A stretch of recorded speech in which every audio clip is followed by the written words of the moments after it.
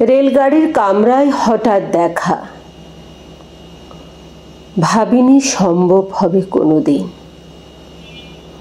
আগে ওকে বারবার দেখেছি লাল রঙের শাড়িতে, ডালিম ফুলের মতো রাঙা। আজ পরেছে কালো রেশমের কাপড়, আঁচল তুলেছে মাথায়। দোলন চাপার মতো চিকন গৌর মুখখানি ঘিরে মনে হলো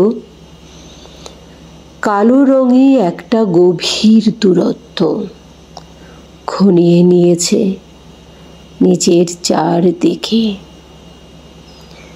যে দূরত্ব সর্ষে ক্ষেতের শেষ সীমানায় শাল বনের নীলাঞ্জনে। থমকে গেল আমার সমস্ত মনটা। চেনা লক্ষ্যে দেখলেম অচেনার গাম্ভীর্যে। হঠাৎ খবরের কাগজ ফেলে দিয়ে আমাকে করলে নমস্কার।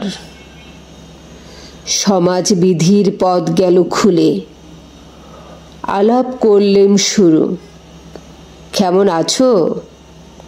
কেমন চলছে সংসার? ইত্যাদি। সে রইল জানলার বাইরের দিকে চেয়ে, যেন কাছের দিনের ছোঁয়াচ পার হওয়া চাহনিতে। দিলে অত্যন্ত ছোট দুটো একটা জবাব, কোনোটা বা দিলেই না। বুঝিয়ে দিলে হাতের অস্থিরতায়। কেন এসব কথা? এর চেয়ে অনেক ভালো চুপ করে থাকা। আমি ছিলাম অন্য বেঞ্চিতে ওর সাথীদের সঙ্গে। এক সময়ে আঙুল নেড়ে জানালে কাছে আসতে। মনে হলো কম সাহস নয়। বসলুম ওর এক বেঞ্চিতে। গাড়ির আওয়াজের আড়ালে বললে মৃদু স্বরে, কিছু মনে করো না। সময় কোথা সময় নষ্ট করবার? আমাকে নামতে হবে পরের স্টেশনে। দূরে যাবে তুমি, দেখা হবে না আর কোনো দিনই। তাই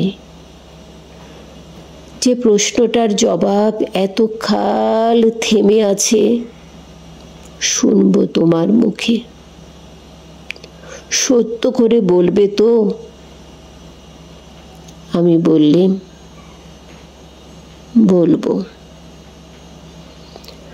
বাইরের আকাশের দিকে তাকিয়েই শুধলো, আমাদের গেছে যেদিন একেবারেই কি গেছে?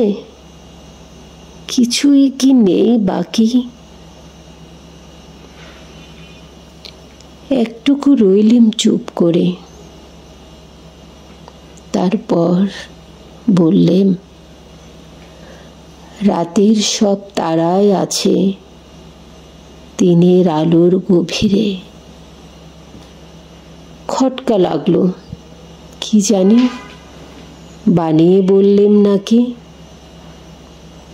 ও বললে, থাক এখন যাও ওদিকে। সবাই নেমে গেল পরের স্টেশনে। আমি চললেম একা।